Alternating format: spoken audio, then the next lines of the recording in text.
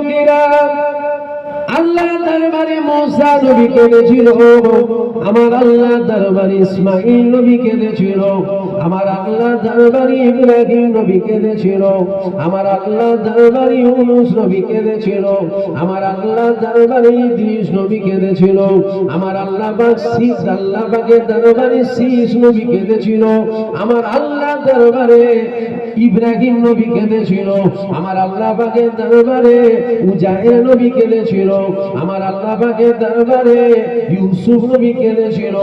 সমস্ত নবী পয়গম্বররা আমার আল্লাহ পাকের দরবারে কেঁদেছিল। আল্লাহ পাক আপনি আমাদেরকে নবী করেননি, আপনি আমাদেরকে নবী করাতে আমরা যত খুশি হব তার থেকেও অনেক বেশি খুশি হব আমাদেরকে আখিরি নবী উম্মাহ যদি আপনি করে দেন।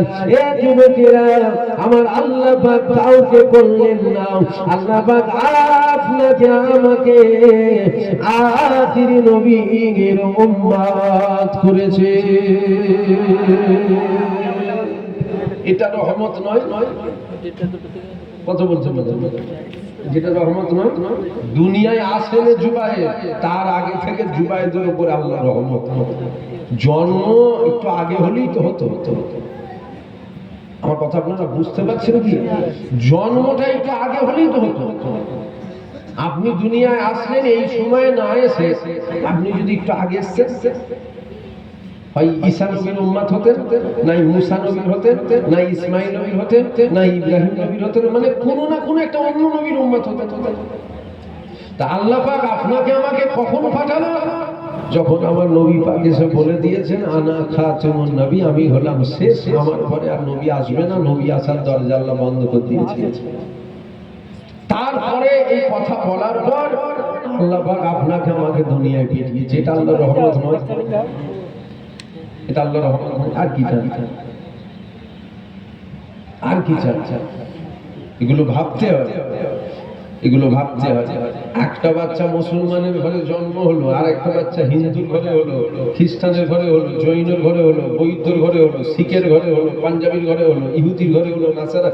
একবার ভাবুন ওরা দুনিয়ায় এসে কি পেল, আর তোমার আমার ঘরে যে বাচ্চাটা আসলো এই বাচ্চাটা দুনিয়ায় এসে কি পেল? কি পেল মানে? এই বাচ্চাটা দুনিয়ায় আসতে দেরি হয় না, এই বাচ্চাটা আসার সাথে সাথে এই বাচ্চার খানে আজান দিয়ে দেওয়া হলো, হয়তো নাকি আজান দেওয়া হয়তো। তাহলে এই বাচ্চাটা দুনিয়ায় এসে কি পেল? আজান দিয়ে গেল। আস্তে আস্তে বড় হলো, বুদ্ধি হলো, আল্লাহ চিনে গেল, রাসূল চিনে গেল, নামাজ পেয়ে গেল, রোজা পেয়ে গেল, হজ পেয়ে গেল, যাকাত পেয়ে গেল, দাড়ি পেয়ে গেল, পুরো সারা শরিয়ত পরিপূর্ণ কমপ্লিট ইসলামটাকে পেয়ে গেল। আর ওই বাচ্চাটা হলো, তাহলে এই বাচ্চাটার উপরে মনে হয় না আল্লাহর রহমত একটু বেশি?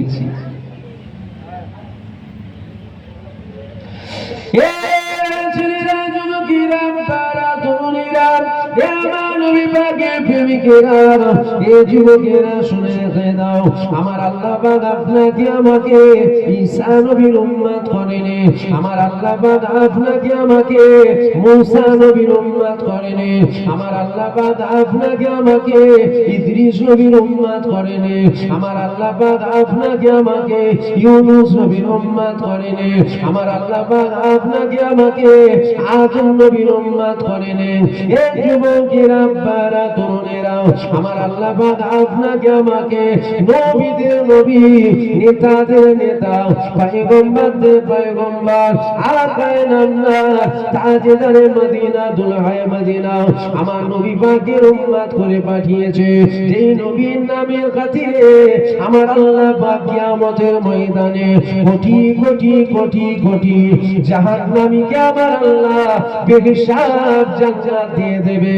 এই যুবকেরা, বারা তরুণেরা, আমার আল্লাহ পাক আপনাকে আমাকে ওই আখিরি নবীর উম্মত করলো কেন? যেন মনে হয় আমার আল্লাহ পাক আপনাকে আমাকে নাজাত দেবে বলে আখিরি নবীর উম্মত করে পাঠিয়েছে। এ ছেলেরা, যুবকেরা, তবে মনে রেখে দিও আমার আল্লাহ পাক জমিন বানিয়েছে, আমার আল্লাহ পাক আসমান বানিয়েছে, আমার আল্লাহ পাক চাঁদ বানিয়েছে, আমার আল্লাহ পাক সূর্য বানিয়েছে, বানিয়েছে, আমার আল্লাহ পাক জিবরাইল বানিয়েছে, আমার আল্লাহ পাক মিকাইল বানিয়েছে, আমার আল্লাহ পাক আজরাইল বানিয়েছে, আমার আল্লাহ পাক জান্নাত বানিয়েছে, আমার আল্লাহ পাক জাহান্নাম বানিয়েছে, আমার আল্লাহ পাক 18,000 মাখলুকাতকে বানিয়েছে, আমার আল্লাহ পাক পুরো কায়নাতকে বানিয়েছে। সব কিছু বানাবার পিছনে আমার আল্লাহ পাকের উদ্দেশ্য কিন্তু একটা। ওই উদ্দেশ্যটা কি? ওই উদ্দেশ্যটা হলো আমার বান্দাদের জন্য আমি আল্লাহ পাক সব কিছু বানালাম, অর্থাৎ জমিন বানালাম, ওরা বসবাস করবে। সাথ হিসাবে আমি আল্লাহ আসমান দিলাম, গাছপালা বানালাম, অক্সিজেনের প্রয়োজন আছে, 18,000 মাখলুকাত বানালাম। ওই মাখলুকাতের মধ্যে কিছু মাখলুকাতকে আমি আল্লাহ হালাল করে পাঠালাম, কেননা ওরা যখন খেতে পাবে আমার মাখলুকাতগুলোকে হালাল করেছি, যেটা মন চায় ওরা সেটা খাবে। এই যুবকেরা, সব কিছু আমার আল্লাহ আপনার আমার জন্য বানিয়েছে। তবে আল্লাহ পাক আপনাকে আমাকে কেন দুনিয়ায় পাঠিয়েছে এটা আমরা কখনো ভাবি না। আমরা মনে করি দুনিয়াতে আমরা হই হই হই হই করে জিন্দেগিটা কাটিয়ে দেব। তবে মনে রেখে দিও, দুনিয়ায় যদি হই হই করে জিন্দেগি কাটিয়ে দাও, মনে রাখবে তোমার জন্য কিয়ামতের ময়দানে আমার আল্লাহ পাক কঠিন দিন রেখেছে, কঠিন দিন রেখেছে, কঠিন দিন রেখেছে। তুমি কি জানো না মুমিনদের জন্য দুনিয়া জেলখানা? তুমি কি জানো না কাফেরদের জন্য দুনিয়া জান্নাত? তুমি যদি মুমিন হও, দুনিয়াতে কেন তুমি শান্তি খুঁজবে? কেন তুমি আরাম খুঁজবে? কেন তুমি আয়েশ খুঁজবে? এই যুবকেরা, আমাদের শান্তি আরাম আয়েশ ওটা দুনিয়ায় নয়, ওটা আমার আল্লাহ আখিরাতে রেখেছে। যদি দুনিয়া চাও তুমি, দুনিয়া তুমি পাবে, তবে মনে রেখো আখিরাত তুমি পাবে না। তবে যদি দুনিয়া তুমি ত্যাগ করে দাও, আমার আল্লাহ তোমার জন্য আখিরাতে শান্তি রেখেছে। শান্তি অর্থাৎ কি রেখেছে? আমার আল্লাহ পরকালে তোমার আমার জন্য আমার আল্লাহ পাকের জান্নাত রেখেছে। শান্তি অর্থাৎ কি রেখেছে? আমার আল্লাহ পরকালে তোমার আমার জন্য হাউজে কাউসারের পানি রেখেছে। শান্তি রেখেছে অর্থাৎ কি রেখেছে? আমার আল্লাহ পরকালে তোমার আমার জন্য আরশের ছায়া রেখেছে। শান্তি রেখেছে অর্থাৎ কি রেখেছে? আমার আল্লাহ তোমার আমার জন্য আমার নবী পাকের শাফায়াত রেখেছে। শান্তি রেখেছে অর্থাৎ কি রেখেছে? আমার আল্লাহ তোমার আমার জন্য আমার আল্লাহ দিদার রেখেছে। এবার ভাবুন, দুনিয়া নেবেন না আখিরাত নেবেন? যদি মনে করেন না ওগুলো আমাদের চাই না, আমাদের এটা পাবেন, এই দুনিয়ায় আয়েশ করে নেবেন, জান্নাত হয়ে যাবে আপনার দুনিয়া। তবে ক বছরের জন্য? আলোচনায় আপনাদের অসুবিধা হচ্ছে? তাহলে বলুন, বাদ দিয়ে দিচ্ছি, অসুবিধা হচ্ছে না তো? দেখবেন ঘটনা শুনবেন। ঘটনা, ছোট হুজুর দুটা ছুটেছে সুন্দরবন বাঘের মুখে যে লেগেছে, হবে পরে শুনবেন, পরে শুনবেন। টাকা লোবো তো, আমি নামার পর টাকা লোবো? ফিরি ফিরি নয়, টাকা লোবো একদম থুতু দিয়ে গুনে লোবো।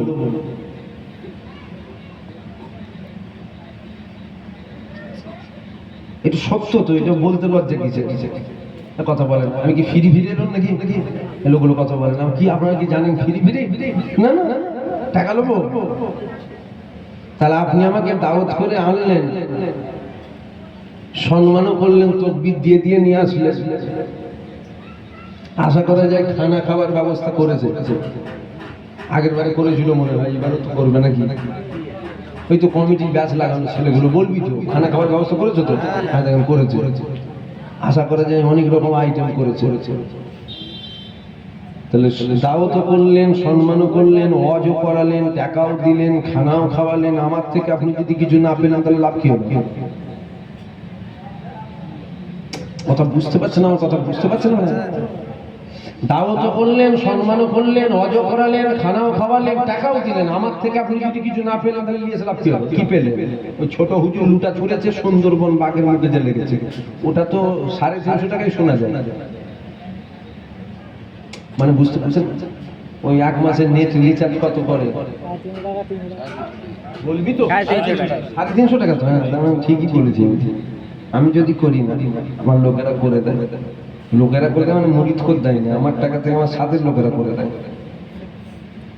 তাহলে ওই যে একবার রিচার্জ করলেন, সিস্টেমটা কি 1 জিবি করে হোক 1.5 জিবি করে হোক, তাই তো 28 দিন বা 30 দিন পার ডে দেবে। তা পার ডে আপনি একবার করে বলুন না, ছোট হুজুরের লুটা ছোড়ার ঘটনা। আপনাদের মনে হচ্ছে খুব অসুবিধা হচ্ছে আমাদের, সারা দিচ্ছেন না কেন? কথা বলতে হবে। আমি তো এই মনে করছি কর্মস্থান নাকি এটা। ও তো বলবেন দাদা হুজুরের বোতল ফাটাবার ঘটনা দেবে না? দেবে না? ওতে বলবেন ওই আনা সাগরের পানি লুটাই আসার ঘটনা, সুফি আব্দুল মোমেন হুজুরের ঘটনা। হবে না? হবে না? দেবে না? দেবে তো? কত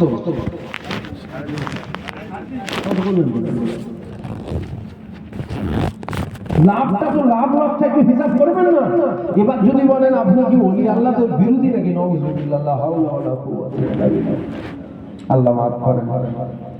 এই কথাটা এখানে বলার উদ্দেশ্য হলো একটা, আপনি বসে আছেন কেন? আপনি এখানে বসে আছেন কেন? যাতে পরকালে শান্তি পায়, যাতে জান্নাত পায়, যাতে আমাদের ওই কথাগুলো বলি শোনেন। এই কথা বুঝতে পারছেন না? তাহলে যদি আপনি দুনিয়ায় শান্তি চান, আপনি দুনিয়ায় শান্তি পাবেন, তবে আখিরাতে পাবেন না। আর যদি বলেন আমি দুনিয়ায় চাই না, আমি আখিরাতে শান্তি চাই, তাহলে আপনার দুনিয়ার শান্তিটা আপনি পাবেন। হয় দুনিয়া নেন আর না হয় আখিরাত। দুনিয়া আখিরাত দুটোই নেব, এটা তো হয় দুনিয়া লাও তুমি আখিরাত লাও, দুটোর মধ্যে একটা লাও। যদি বলেন দুনিয়ায় শান্তি চাই, আখিরাত ওগুলো চাই না, তাহলে আপনি পাবেন দুনিয়া আপনার জান্নাত হয়ে যাবে। আয়েশ আরামের সাথে জিন্দেগি কাটবে, তবে ক বছরের জন্য? 50, 60, 70, 80, 90, 100, 100, 200, 300। এখন তো 300 যাবে বলে আর মনে হয় না। 50, 60 চাটাই গুটিয়ে যাচ্ছে। তাই 60 বছরের শান্তির জন্য আখিরাতটা ক বছরের? 100 বছরের? 500 বছরের? ওটার কোনো শেষ আছে? অনন্তকাল চিরস্থায়ী আমাদের হলো ওটা। তাহলে যদি আপনি দুনিয়ার শান্তির জন্য অনন্তকালের শান্তিটাকে ত্যাগ করে দেন, করুন।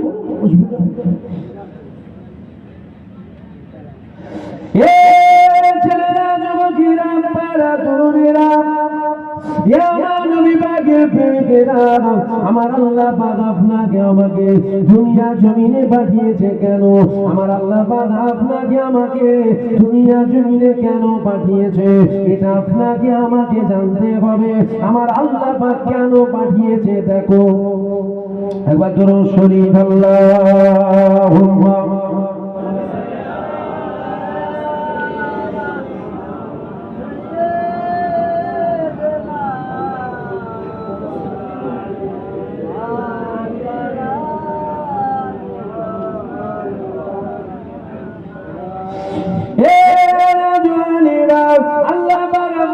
আমাকে দুনিয়ায় পাঠিয়েছে কেন? আমার আল্লাহ পাক পবিত্র কোরআন শরীফের মধ্যে জানিয়ে দিয়েছে, ওমা খালাকতুল জিন্না ওয়াল ইনসা ইল্লা লিয়াবুদুন। আমার আল্লাহ পাক জিন আর ইনসানকে বানিয়েছে, কেন বানিয়েছে? আমার আল্লাহ পাক ইল্লা লিয়াবুদুন, শুধুমাত্র আল্লাহর দাসত্ব করার জন্য। কিসের জন্য? কথা বলেন, কিসের জন্য? আল্লাহর দাসত্ব করার জন্য আল্লাহ পাক আপনাকে আমাকে বানিয়েছে। আল্লাহর দাসত্বটা কি?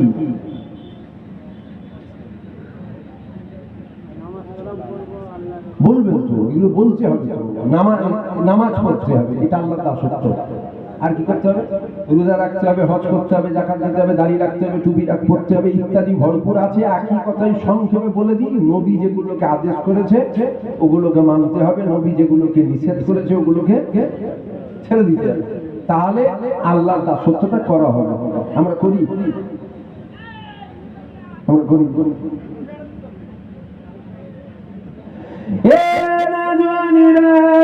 আল্লাহটা সহ্য করতে হবে। আল্লাহটা সহ্য যদি করো তুমি কিভাবে দেখো আমার আল্লাহ বা খুশি সংবাদ রেখেছে।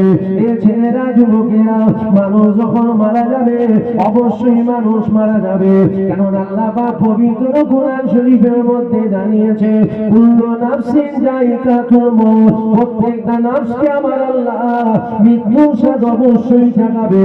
আগে হোক আর পরে হোক আমার আল্লাহ পাক অবশ্যই মৃত্যুর স্বাদ চাখাবে।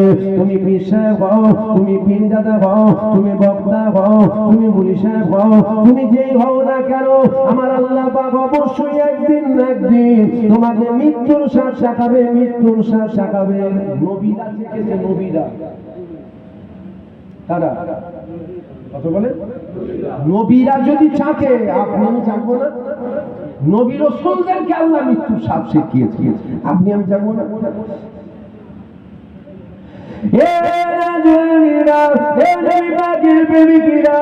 অবশ্যই একদিন একদিন আমার আল্লাহ তোমাকে আমাকে মৃত্যুর স্বাদ চাখাবে। তবে মনে রেখে দিও মানুষ যখন মারা যায় ওই মানুষটাকে সর্বপ্রথম গোসল দেওয়া হয়। মানুষ যখন মারা যায় ওই মানুষটাকে কাপড় পরানো হয়। মানুষ যখন মারা যায় ওই মানুষটা জানাজা আদায় করা হয়। মানুষ যখন মারা যায় ওই মানুষটাকে খাটিয়াতে তোলা হয়। এ যুবকেরা মানুষ যখন মারা যায় ওই মানুষটাকে কর্মস্থানে নিয়ে হাজির করা হয়। মিনহা খালাকনাকুম ওয়া ফিহা নুঈদুকুম ওয়া মিনহা নুখরিজুকুম তারাতান উখরা বলে মাটি দিয়ে আপনাকে রেখে চলে আসা হয়।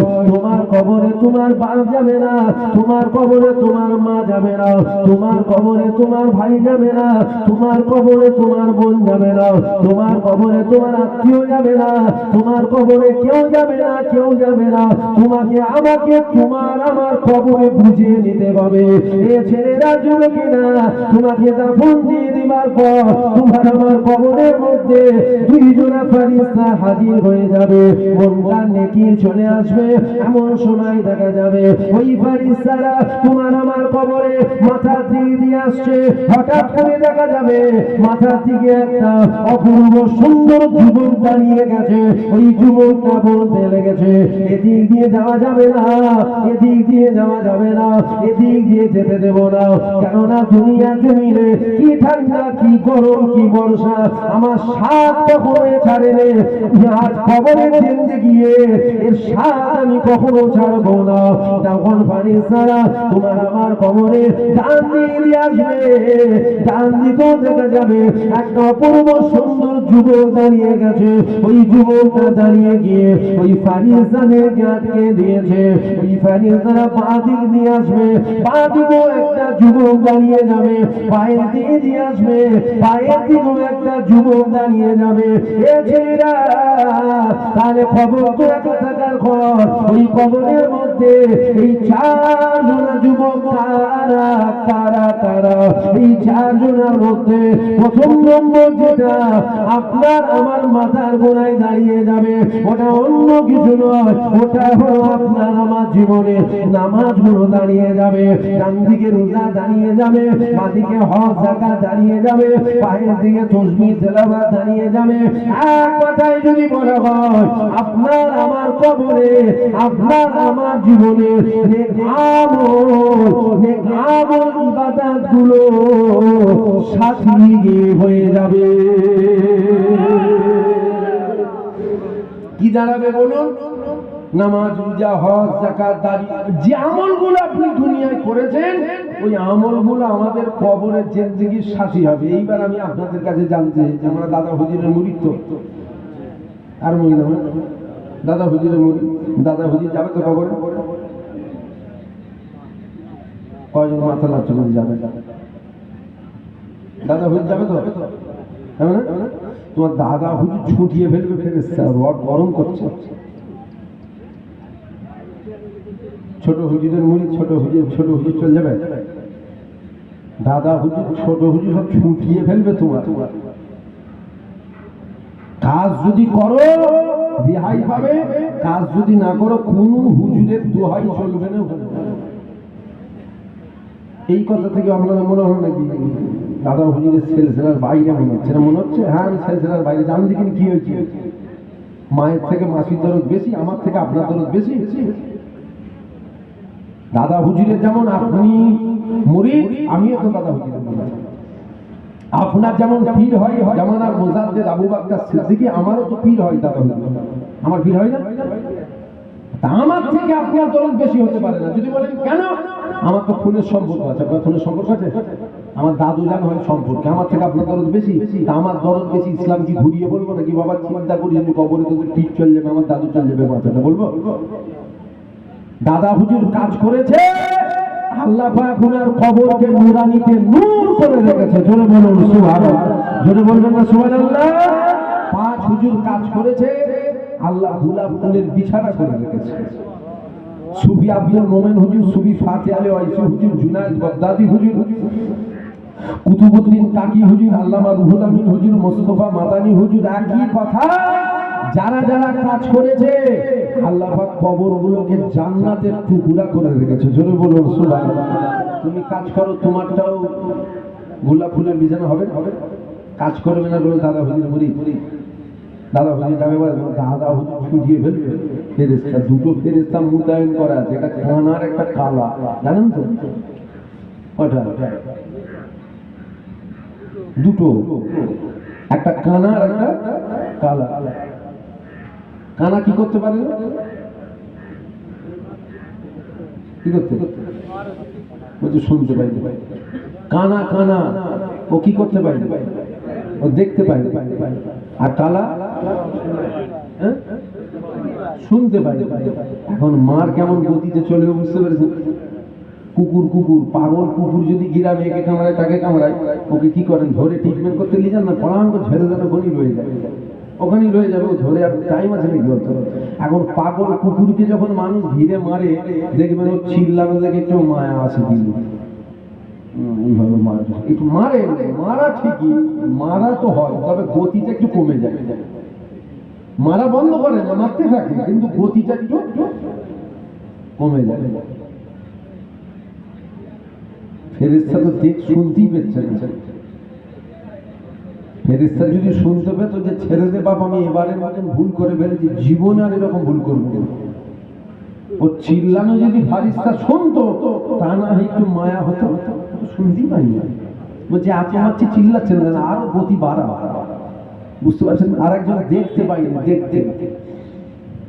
দেখতে পাই না, সে আর দেখে মারবে তো, যে মুখে মারবো না পিঠে মারবো। দেখতে পেলে তো মুখটা বেঁচিয়ে মারবে, আর দেখতেই তো পেতেন ও মনে করছে আমি পিঠে মারছি, কিন্তু যে পড়ছে মুখে। দুটো ফেরেশতা রাখা, দুটো হাসি খুশির সাথে আলোচনা করছি, তবে কথাটা একটু ভাববেন, কোন সাহেবের ছাড় নেই, কোন সাহেবের ছাড় হতো। দাদা হুজুরের জন্য 5 ওয়াক্ত ফরজ, আপনাদের জন্য 10 ওয়াক্ত ফরজ। আপনাদের জন্য 5 ওয়াক্ত ফরজ, দাদা হুজুরের জন্য 1 ওয়াক্ত ফরজ। এক তো তাহলে কোনো ছাড় নেই।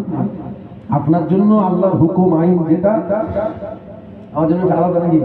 পীরের ছেলে বলে মেলায় যাওয়া যাবে? কথা বলেন, আমার জন্য আলাদা হবে? আপনার যে শাস্তি, আমার মনে হয় আমার একটু কঠিন শাস্তি হবে, একটু 1 ঘাট হলেও বেশি হবে। যদি বলেন কেন, আপনি জানেন না অন্যায় করেছেন, আমি তো জেনে করি, মানে গতিটা আমার বেলায় আর একটু বাড়বে। তাহলে একই কথায় কবরে আমাদের জীবনের নেক আমল, নেক ইবাদত গুলোই সাথী হবে, নেক আমল, নেক ইবাদত গুলো। তবে মনে রাখবেন, এই কথার উপরে আবার ভাববেন না যে আমি নামাজ পড়ি, রোজা রাখি, হজ করি, যাকাত দিই, দাড়ি রাখি, টুপি পরি, জুব্বা পরি ইত্যাদি এগুলো করি মানে আমার কবরের বেড়া পার হয়ে গেছে। না, কবরের বেড়া পার হয় না। আপনার 3টে জিনিস মনে রাখবেন। একটা হলো ঈমান, একটা কি? ঈমান। আরেকটা হলো আল্লাহর রহমত, আরেকটা হলো আমল। এবার বলবেন আমরা শুনে এসেছি ঈমান আমল, আপনি মিডিলে রহমত আনলেন কেন? এখানে এই জন্য আমি রহমতের কথাটা বললাম, ইমানদার যে হবে তার উপরে বিশ্বাস, আল্লাহর রহমত হবে। গায়ের আমলের উপরে আল্লাহর রহমত হতে পারে না। ইমানদারের উপরে আল্লাহর রহমত হয়, ইমানদারের উপরে আল্লাহর রহমত হয়। তাহলে ইমানদারের উপরে আল্লাহর রহমত হলো, তোমার উপরে যখন আল্লাহর রহমত হবে, তোমার নামাজ টুটা ফুটা যেগুলো আমাদের হয় তো কোনো রকম হচ্ছে, আমাদের নামাজ মসজিদে নামাজ পড়তে ঢুকছে বগল করে জুতো নিয়ে, হয় না? হয় না? আপনারা দেখেন না? আমি দেখেছি শেষদায় গিয়ে চিন্তা হচ্ছে 2000 জুতো মসজিদের বাইরে রেখে কেউ ঝেড়োতে পারো তো? তাহলে এই যে নামাজ কবুল তো হবে না, এই নামাজ তো ক্যান্সেল। তাহলে এই নামাজ তখন কবুল হবে যখন আপনার উপরে আল্লাহ, আমার কথা বুঝাতে পারছি আপনাদের? আপনি যদি ইমানদার হন আপনার রহমত হবে। আর আমরা কখনো হযরতে আলীর মতো নামাজ পড়তে পারবো না। তাহলে আমাদের নামাজ ওনাদের নামাজের সাথে তুলনা হয়? তুলনা হবে না। তাহলে আপনি যদি ইমানদার হন আপনার উপরে রহমত হবে, আপনার উপরে যদি রহমত হয় আমাদের যে ফুটা ফুটা আমলগুলো আছে আল্লাহ রহমত করে এই আমলগুলোকে কবুল করে নেবে। জোরে বলুন সুবহানাল্লাহ। নামাজ পড়ে গিয়েছেন মানে ভাববেন না যে আমার কবরের বেলা পার হয়ে গেছে, না, রহমতেরও প্রয়োজন আছে, রহমত ছাড়া তো উনি ফেঁসে গেছে।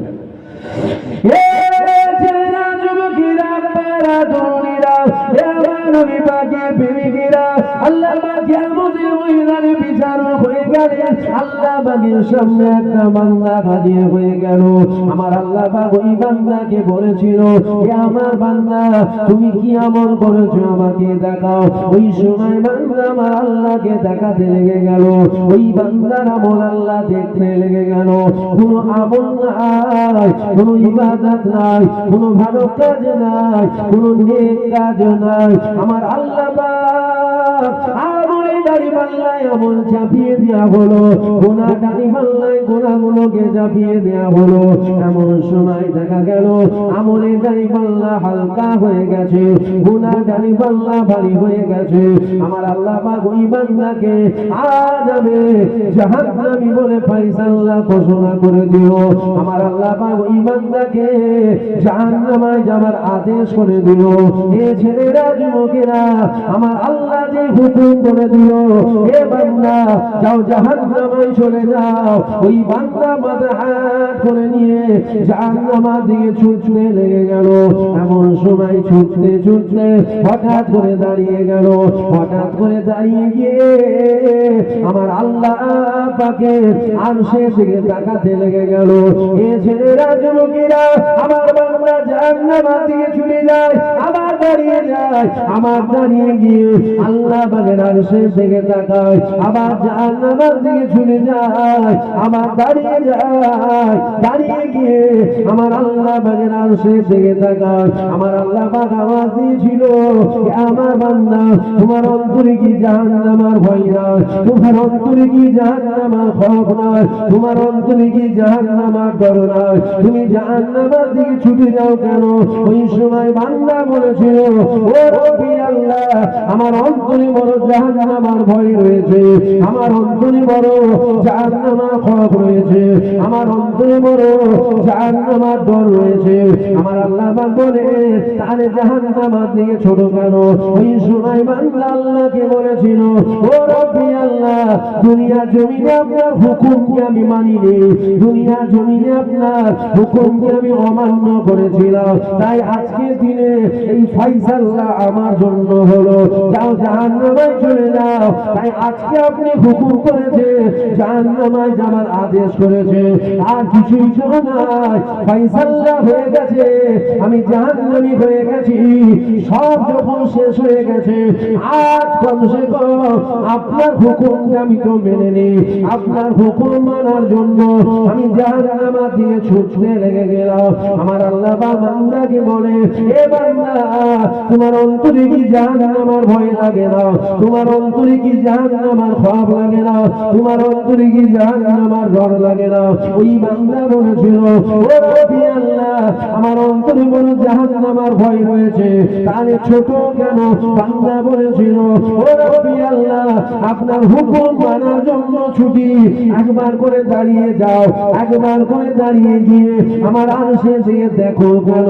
ওই সময় বান্দা বলেছিল, ও রব্বি আল্লাহ, যখন অন্তরে জাহান্নামের ভয় লাগে, যখন অন্তরে জাহান্নামের ডর লাগে, যখন অন্তরে জাহান্নামের খৌফ লাগে, আমি দাঁড়িয়ে যাই, দাঁড়িয়ে গিয়ে আপনার আরশে দিয়ে তাকাই, মনে মনে হয় আমার আল্লাহ পাক বড় দয়াময়, আমার আল্লাহ পাকের দয়া কখন হবে? আমার আল্লাহ আমাকে কখন ডাকবে? আমার আল্লাহর দয়া কখন হবে? আমার আল্লাহ আমাকে কখন ডাকবে? আমার আল্লাহর রহমত মনে হয় এই আমার উপরে হলো, আমার আল্লাহর দয়া মনে হয় এই আমার উপরে হলো, এই আশা নিয়ে তাকায়, আবার জাহান্নামের দিকে চলে যায়, আবার দাঁড়িয়ে যায়, আবার দাঁড়িয়ে গিয়ে আপনার আরশে থেকে তাকায়। আমার আল্লাহ পাক এই কথাটা শুনে রহমতের দরিয়ায় জোশ মেরে বলেছিল, এ আমার মালাইকা ফেরেশতারে, আমার এই বান্দা জাহান্নামে ঘোষণা হয়েছে ঠিকই, তবে আমার বান্দা আমার রহমত থেকে নিরাশ হয়ে যায়নি, আমার দয়া থেকে নিরাশ হয়ে যায়নি। এ আমার মালাইকা ফেরেশতারা, আমি আল্লাহ আমার এই বান্দাকে মাফ করে দিয়ে আমি আমার দয়ার আর জান্নাত দিয়ে দিলাম। জাহান্নাম ফায়সালা হয়ে গেল, বান্দা ছুটছে জাহান্নামের দিকে। আল্লাহ বলছে, তুমি ছুটছো, ভয় লাগে না জাহান্নামে? বান্দা বলছে, আল্লাহ ভয় লাগে না আমার অন্তরে, আমার অন্তরে বলে জাহান্নামের ভয় আছে। আল্লাহ ছুটছো কেন? বান্দা বলছে, আল্লাহ হুকুম অমান্য করেছিলাম বলে আজ এই ফায়সালা। যদি হুকুম মানতাম তাহলে এই ফায়সালা আজকে আমাকে দেখতে হতো। ফায়সালা যখন হয়ে গেছে জাহান্নামী, আর যেতে যখন হবে, তার কমসে কম আপনার হুকুমটা আমি মেনে নিয়ে আপনি যেতে বলেছেন, ছুটছি। আল্লাহ বলছেন, একবার করে দাঁড়িয়ে গিয়ে আমার আরশের দিকে কি দেখো? বান্দা বলছে, আল্লাহ যখনই ভয় লাগে আমি একবার করে দাঁড়িয়ে আরশের দিকে তাকাই আর মনে মনে করি, আমার আল্লাহ বড় দয়াময়, আমার আল্লাহ দয়া হবে, আল্লাহ রহমত হবে, আল্লাহ আমাকে ডাকবে, এই আশা নিয়ে তাকাই। আবার জাহান্নামের দিকে ছুটি, আবার আশা নিয়ে তাকাই। আমার আল্লাহ রহমতের দরিয়ায় জোশ মেরে বলছে, বান্দাকে যাও জান্নাত দিয়ে দাও। জোরে বলুন সুবহানাল্লাহ। এই বান্দাকে যে জান্নাত গেল, কিসের জন্য গেল? আমল ছিল, আমল কথা বলে, এই বান্দার আমল ছিল, তাহলে কিসের জন্য গেল? আল্লাহর রহমত, আল্লাহর দয়ার জোরে এই বান্দাকে আল্লাহ জান্নাত দিয়ে দিল। জোরে বলুন সুবহানাল্লাহ। আল্লাহ পাকে আমাদের ময়দানে বিচার হয়ে গেল, আল্লাহ পাক বিচার করতে লেগে গেল, আর এক বান্দা আল্লাহর কাছে হাজির হয়ে গেল। আমার আল্লাহ পাক ওই বান্দাকে বলেছিল, এ বান্দা তুমি কি আমল করেছো আমাকে দেখাও। ওই বান্দা আল্লাহকে বলেছিল, ও রব্বি আল্লাহ, আমার জীবনে কোনো আমল নাই, আমার জীবনে কোনো ইবাদত নাই, আমার জীবনে কোনো ভালো কাজ নাই, আমার জীবনে কোনো নেক কাজ নাই। ও রব্বি আল্লাহ, আমার আমলের খবর তো আমি জানি। আল্লাহ হাসরবাসী বান্দাদের সামনে আমাকে আপনি বেইজ্জতি করাবেন না, আপনি আমাকে বেইজ্জতি করাবেন না, আপনি আমাকে লজ্জিত করাবেন না। ও রব্বি আল্লাহ, আপনি আমাকে গোপনে গোপনে গোপনে গোপনে আপনার জাহান্নাম দিয়ে দেন, আমার কোনো দুঃখ নাই। বান্দা আল্লাহকে বলছে, আল্লাহ হাসরবাসী বান্দা বান্দির সামনে আমাকে বেইজ্জতি করবেন না, আল্লাহ তার চেয়ে ভালো আপনি আমাকে জাহান্নাম দিয়ে দেন, আমার দুঃখ নেই। কেন? আমি জানি তো আমার কোনো আমলই নেই। খাতা খুলে সবাইকে দেখালে বড় বেইজ্জতি হয়ে যাবে।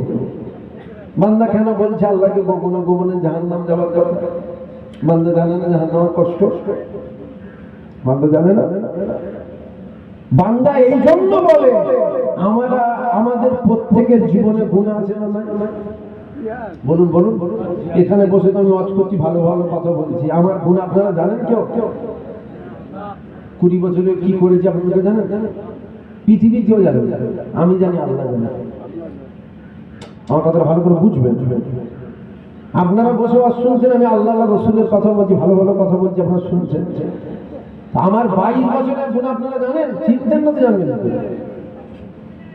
তবে আমার 22 বছরের গুনাহ পৃথিবীর কেউ জানে না, আমি জানি।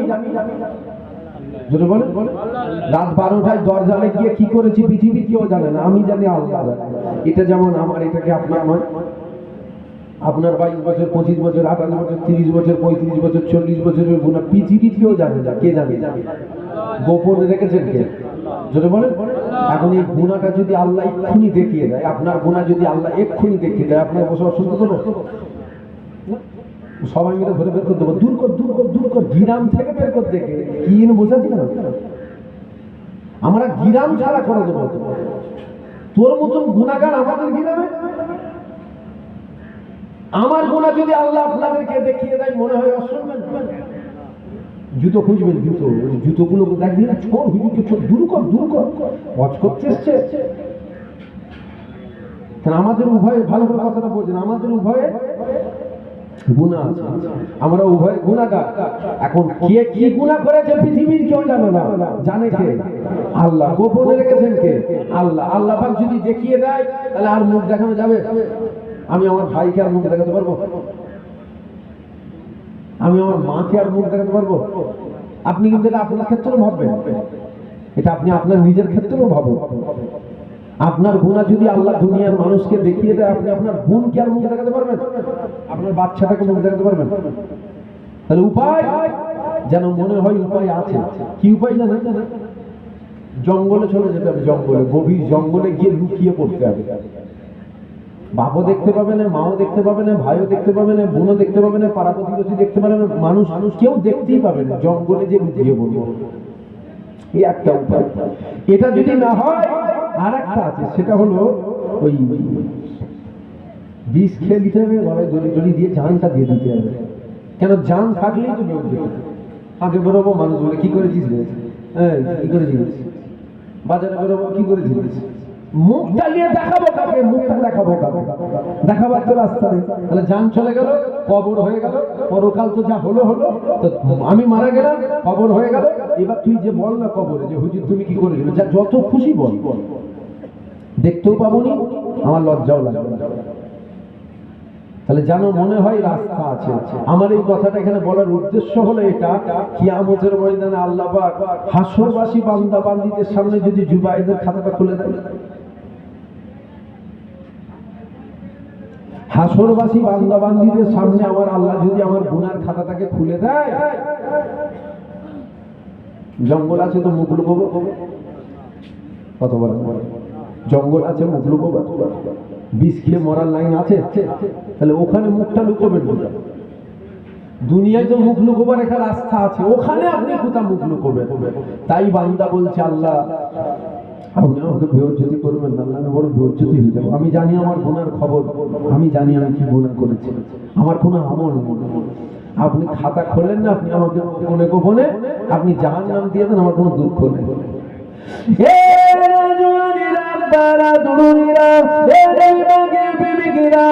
আমার আল্লাহ বাবুই বান্দাকে বলেছিল, এ বান্দা তুমি দাঁড়াও, আমার রহমত থেকে নিরাশ হয়ে যেও না, আমার দয়া থেকে নিরাশ হয়ে যেও না, আমাকে দেখতে দাও, আমাকে দেখতে দাও, আমাকে দেখতে দাও।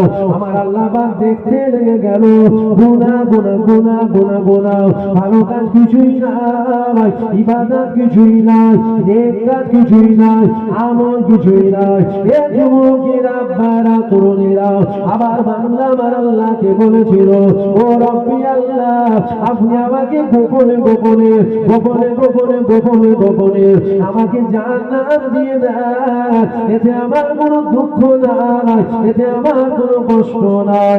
এ নওজোয়ানেরা, আবার বান্দা যখন আল্লাহকে বলল, আল্লাহ বলেছিল, আমার বান্দা দাঁড়াও, আমার রহমত থেকে নিরাশ হয়ে যেও না, আমাকে দেখতে দাও, আমাকে দেখতে দাও। আমার আল্লাহ পাক দেখতে লেগে গেল, এমন সময় দেখা গেল একটা ভালো কাজ বেরিয়ে গেল। ওই ভালো কাজটা কি? এক রাতে মায়ের শরীরটা বড় অসুস্থ ছিল, সারা রাত জেগে জেগে মায়ের খেদমত করেছিল।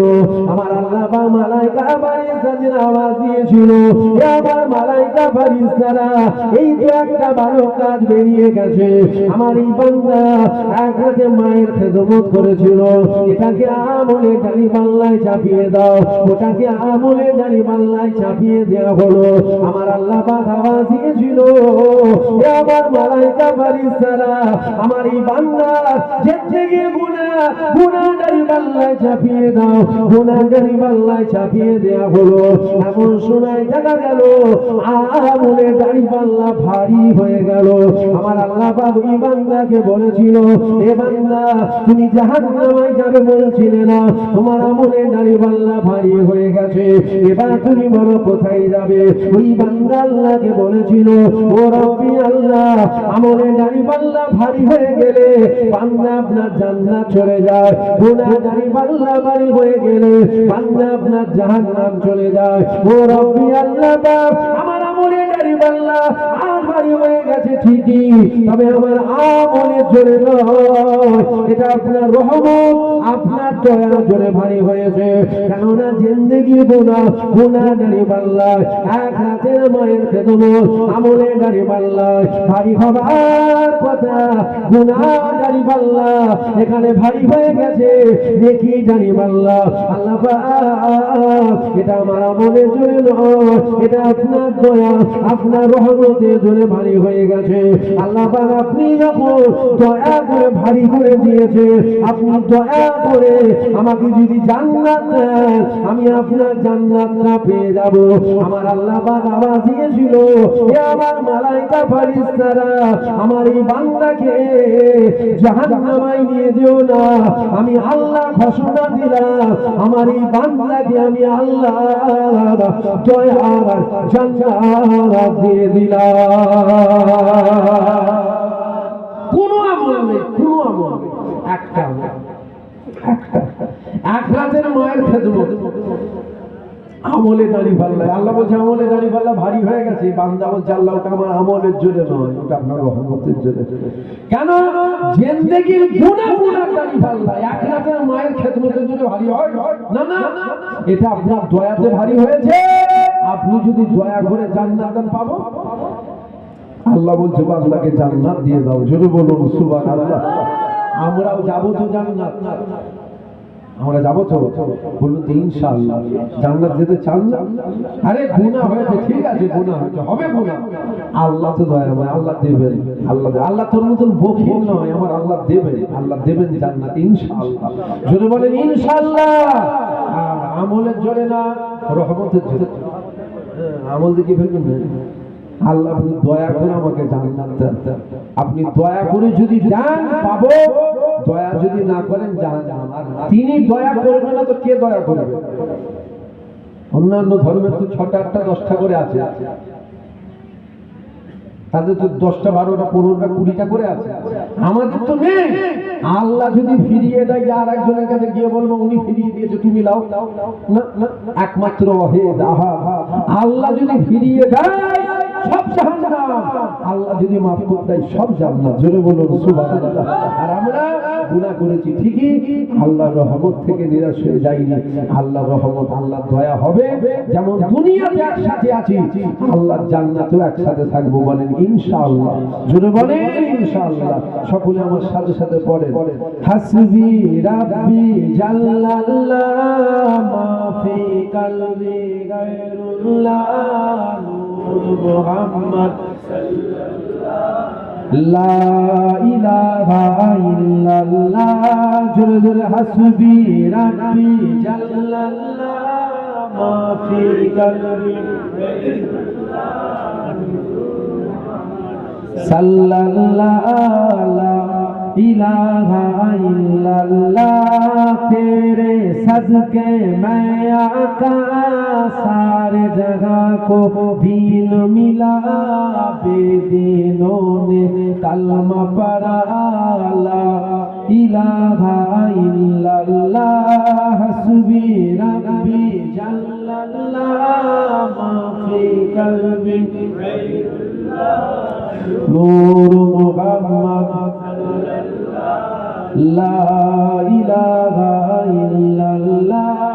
सिमत नबी वो जहल गया आका से उसने कहा सिंध नबी वो जहल गया आका से उसने कहा गर्व नबी बतलाओ जरा मेरी मुट्ठी में है क्या सिंध नबी वो जहल गया आका से उसने कहा गर्व नबी बतलाओ जरा मेरी मुट्ठी में है क्या आका का फरमान हुआ और फजले रहमान हुआ मुट्ठी से पत्थर बोला ला इलाहा इल्लल्लाह हस्बी रब्बी जल्लल्लाह नूर मुहम्मद हस्बी रब्बी जल्लल्लाह माफी कल्बी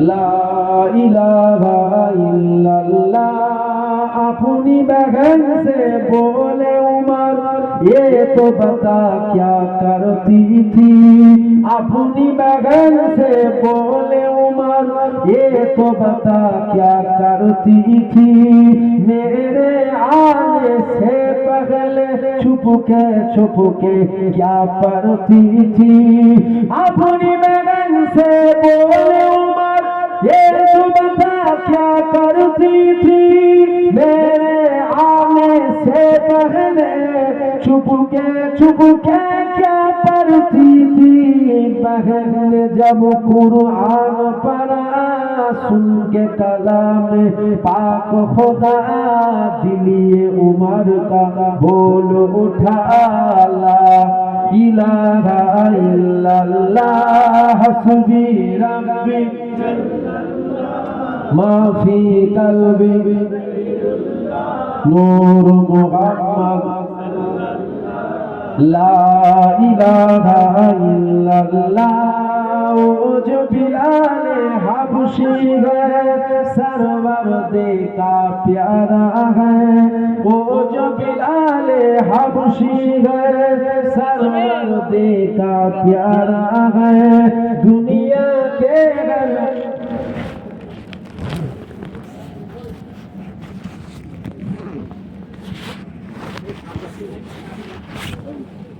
उठेन जान उठेन বার করতেন ওই পানিতে বার করতেন বার করতেন